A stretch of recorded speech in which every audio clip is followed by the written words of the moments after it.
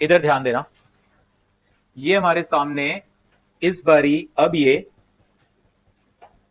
Rough horizontal surface है, this is rough surface. ठीक है, इस रफ सरफेस के ऊपर हमने एक ब्लॉक रखा, लेट्स से ये ब्लॉक है 10 kg का और इस पे मैंने फोर्स अप्लाई किया। ठीक, अब तक हमने क्या देखा कि आपने मामूली सा भी फोर्स लगाया तो बॉडी चल पड़ी। क्यों? क्योंकि कोई फ्रिक्शन ही नहीं था। सो आपने हल्का सा भी फोर्स लगाया, ये बॉडी चाहे 10 kg हो चाहे 100 kg हो, ये चलने लग जाएगी। अब मैंने इस पे फोर्स लगाया 1 न्यूटन का, जरा सा फोर्स 1 न्यूटन, ये नहीं चली। क्यों नहीं चली? मतलब फ्रिक्शन ने ऐसा क्या खास कर दिया? जीवन ज्योत, होता क्या है, जब भी दो सरफेसेस आपस में कांटेक्ट में होती हैं और उनके बीच होता है कोई ना कोई नॉर्मल फोर्स, इस 10 kg ब्लॉक और सरफेस के बीच नॉर्मल फोर्स है 10 g के बराबर। नॉर्मल फोर्स की वैल्यू इस वक्त कितनी है? 10 g के बराबर।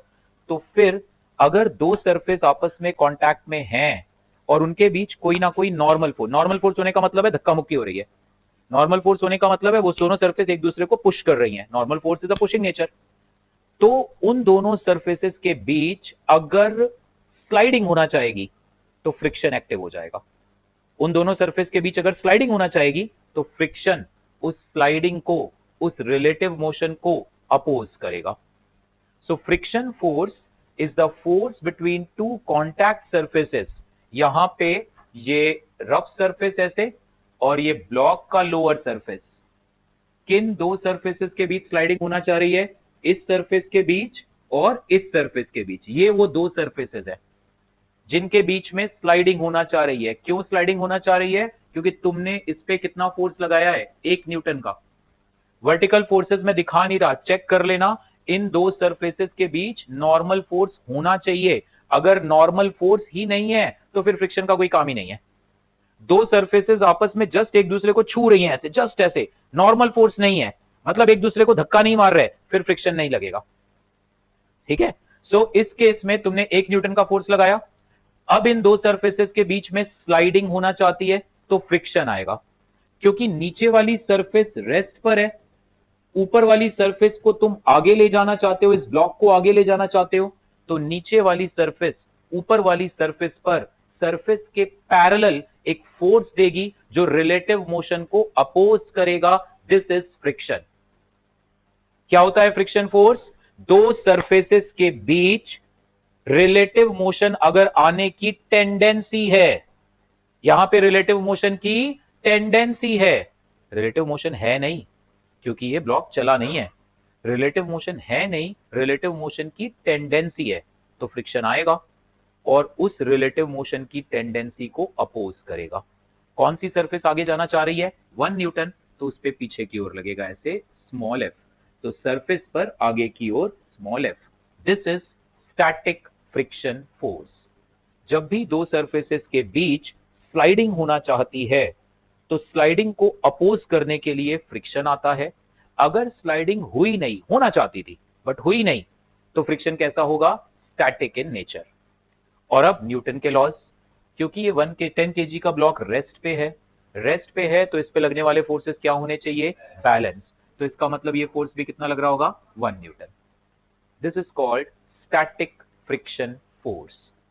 आपके घर में डाइनिंग टेबल है, पलंग है, आपने उसको हल्का सा धक्का मारा, हिलेगा तो नहीं जल्दी, है ना? जल्दी तो नहीं हिलेगा डाइनिंग टेबल को, तुम्हें एक सर्टेन अमाउंट से तेज खींचना पड़ेगा। तुम आराम से खींच रहे हो, वो चला नहीं, तो उसके जो चारों पैर हैं और जमीन के बीच जो फ्रिक्शन है दैट इज स्टैटिक। जब हम जमीन पे ऐसे चल रहे हैं ऐसे, तो हमारे पैरों और जमीन के बीच भी फ्रिक्शन स्टैटिक है। क्यों? मैं तो चल रहा हूं बट मेरा वो पैर जो जमीन को टच कर रहा है वो मोशन में नहीं है। आप पैर घसीट घसीट के ऐसे नहीं चल रहे हो, आपका वो पैर जो जमीन के साथ टच में है वो रेस्ट पे है। ये राइट वाला पैर मोशन में है, लेफ्ट वाला पैर तो रेस्ट पे है। अब ये राइट वाला रेस्ट में आ गया, लेफ्ट वाला मोशन में आ गया, तो आपका जो पैर जमीन को टच कर रहा है वो रेस्ट पे है। इमेजिन आप ऐसे चल रहे हो, आपका ये वाला पैर है जमीन पे, ये वाला पैर आगे जा रहा है, ये वाला पैर तो आपका रेस्ट पे है ना। तो आपके पैरों और जमीन के बीच जब आप चलते हो तो फ्रिक्शन कैसा लगता है? Static. What is static friction force? दो सरफेसेस के बीच अगर रिलेटिव मोशन होना चाह रहा है तो उस रिलेटिव मोशन को रोकने की जो मतलब रिलेटिव मोशन की टेंडेंसी है, तो उस रिलेटिव मोशन की टेंडेंसी को जो अपोज कर रहा है वो फ्रिक्शन को हम क्या कहते हैं, स्टैटिक फ्रिक्शन फोर्स। अब तुमने यहां पे फोर्स को कर दिया 5 न्यूटन, 5 न्यूटन कर दिया, अभी भी ये ब्लॉक नहीं चला, तो इसका मतलब ये फ्रिक्शन भी बढ़ के कितना हो गया, 5। इसका मतलब ये फ्रिक्शन अपनी वैल्यू को बदल पा रहा है। इसीलिए हम कहते हैं कि जो स्टैटिक फ्रिक्शन फोर्स है it is self adjustable. Static friction force is self adjustable, ये जरूरत के हिसाब से लगेगा। 1 न्यूटन लगाया था तुमने तो ये भी 1 आया, जरूरत 1 न्यूटन की थी स्लाइडिंग को रोकने के लिए। अब 5 न्यूटन की जरूरत है स्लाइडिंग, ये भी 5 हो जाएगा। ये दोनों तो बेटा एक्शन रिएक्शन है। ये फ्रिक्शन फोर्स कौन लगा रहा है, सरफेस ब्लॉक पर, तो ये फ्रिक्शन कौन लगा रहा है, ब्लॉक सरफेस पर। एक्शन नॉर्मल फोर्स भी है, भूलना नहीं, मैंने दिखाया नहीं है वो।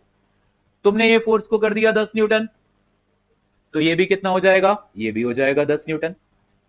ये static friction force self adjustable होता है, ये अपनी वैल्यू को जरूरत के हिसाब से बदलेगा। स्लाइडिंग की टेंडेंसी जितनी तेज होगी, जितनी स्ट्रांग होगी, ये फ्रिक्शन फोर्स भी उतना स्ट्रांग होता जाएगा। तुमने फोर्स लगाया 15 न्यूटन, 20 न्यूटन, चलो ये भी हो गया 20 न्यूटन, ये बढ़ता जा रहा है। जैसे जैसे तुम फोर्स बढ़ा रहे हो ये भी बढ़ता जा रहा है। इस पर्टिकुलर एग्जांपल में हम जितना फोर्स लगा रहे हैं फ्रिक्शन भी उतना ही आ रहा है, तो इसका ये मत समझ लेना मतलब कि सर जितना फोर्स आप लगाओगे फ्रिक्शन भी उतना ही आएगा। सिर्फ इस एग्जांपल में ऐसा है, अदरवाइज हम ऐसे एग्जांपल भी देखेंगे जहां पे इनकी वैल्यूज अलग अलग होंगी। इस एग्जांपल में नहीं है क्योंकि इकलौता ब्लॉक है। इकलौता ब्लॉक अगर वो रेस्ट पे है तो जाहिर सी बात है वो फोर्स और ये फोर्स बराबर होने चाहिए इस केस में। अब जैसे ही तुमने फोर्स लगाया 20.1 न्यूटन का, ये ब्लॉक चल पड़ा। क्यों चल पड़ा, अब फ्रिक्शन क्यों नहीं रोक रहा इसको, अब फ्रिक्शन को क्या दिक्कत आ गई। इस स्टैटिक 9-10 में पढ़ा है थोड़ा बहुत। ये जो स्टैटिक फ्रिक्शन है ना, ये एक लिमिट तक लग सकता है। वही डाइनिंग टेबल को पकड़ो, तुमने खींचा खींचा खींचते जा रहे हो, फोर्स बढ़ाते बढ़ाते बढ़ाते बढ़ाते एक टाइम पे तो चल पड़ेगा, एक टाइम पे तो हिलेगा, पलंग हो, डाइनिंग टेबल हो, कुछ भी हो, एक टाइम पे तो हिलेगा, प्रोवाइडेड तुम फोर्स ज्यादा लगाओ। तो ये जो स्टैटिक फ्रिक्शन फोर्स है ना, इसकी एक लिमिट होती है। ये सेल्फ एडजस्टेबल है लेकिन इसकी एक अपर लिमिट है। जैसे जैसे तुम अप्लाइड फोर्स बढ़ाते जा रहे हो ये बढ़ता जा रहा है, बढ़ता जा रहा है, बढ़ता जा रहा है, बढ़ता जा रहा है, एक लिमिट है। लिमिट पे आते ही अब अगर तुमने फोर्स और बढ़ाया, अब ये फ्रिक्शन, ये सरफेस इस ब्लॉक को रोक नहीं पाएगी, ब्लॉक चल पड़ेगा। तो जैसे ही ये ब्लॉक चलने को तैयार है, मैं आपसे क्वेश्चन कहूंगा, मैं कहूंगा बेटे तुमने जो फोर्स लगाया है ना वो इतना ज्यादा है कि this block is on the verge of motion, तो इसका मतलब वो जो स्टैटिक फ्रिक्शन फोर्स है लिमिटिंग वैल्यू पे आ चुका है। और इस स्टैटिक फ्रिक्शन फोर्स की जो लिमिटिंग वैल्यू है, एल का मतलब लिमिटिंग, वो डायरेक्टली प्रोपोर्शनल होती है नॉर्मल फोर्स के। ध्यान से मेरी बात सुनना, नॉर्मल फोर्स भी इन दो मॉलिक्यूल्स के बीच का फोर्स है और फ्रिक्शन भी इन्हीं मॉलिक्यूल्स के बीच का फोर्स है। नॉर्मल फोर्स भी इस ब्लॉक को जो नॉर्मल फोर्स मिल रहा है ऐसे एन, वो भी कौन दे रहा है, ये सरफेस ही तो दे रही है। ये सरफेस इस सरफेस पे ही तो लगा रही है। बेसिकली सरफेस से भी बेटर बोलो मॉलिक्यूल्स, इस सरफेस के मॉलिक्यूल इन मॉलिक्यूल को एक फोर्स ऊपर दे रहे हैं, एक फोर्स इधर दे रहे हैं। ओके, तो ब्लॉक भी तो सरफेस को नीचे की ओर नॉर्मल फोर्स देगा, एक्शन रिएक्शन। बट हमारा सिस्टम इस वक्त कौन है, ब्लॉक, तो इसलिए आई एम नॉट इंटरेस्टेड कि सरफेस पे क्या फोर्स लग रहा है, आई एम ओनली इंटरेस्टेड कि ब्लॉक पे क्या फोर्स लग रहा है। तुम ये फोर्स चाहे 0 न्यूटन लगाओ चाहे 20 न्यूटन लगाओ, ये नॉर्मल फोर्स तो उतना ही रहेगा वेट के बराबर, क्योंकि वर्टिकल डायरेक्शन में कोई मोशन नहीं, नॉर्मल फोर्स को कोई फर्क नहीं पड़ रहा। नॉर्मल फोर्स का इस फोर्स से कोई लेना देना ही नहीं है, दे आर म्यूचुअली परपेंडिकुलर। भाई म्यूचुअली परपेंडिकुलर का तो एक दूसरे से कोई मतलब ही नहीं होता। समझ में आ रही बात। तो जैसे जैसे तुम अप्लाइड फोर्स बढ़ाते जा रहे हो यहां पे फ्रिक्शन फोर्स बढ़ता जाएगा। इसीलिए हम कहते हैं स्टैटिक फ्रिक्शन कैसा होता है, सेल्फ एडजस्टेबल।